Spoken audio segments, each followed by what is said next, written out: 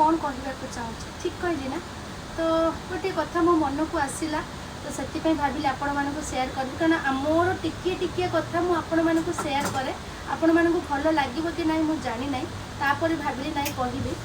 कौन से भी मनीष जिते भी इनकम कर जिते भी घर द्वार कर किसी भी कर किंतु काहाको हैरान करवा काहाको मनरे कष्ट दबा काहाको दुख दबा जमारू ठीक नुहे। आपण मैंने भी निज स्त्री छुआ पिला काहाको इमोशनाल काहाको फसैकी काहाको मन कष्ट दबा किए आपण कष्ट पाउथबो सेटा जमारू भी ठीक नुहे कहीं भी एमती करूँ कारण आज मु गोटे कॉल आसला सी मत कहला सब कथा तो से भाविली ना आपण मानक सेयार करी क्या भी हैरान करूँ क्या इमोशनाल सहित खेलतु ना भावतुनि जे आपण जन कष्ट पाऊब आप बहुत बिंदास बुलूब बिंदास खाऊब बिंदास करूँ सेगुड़ा किसी महत्व माने करे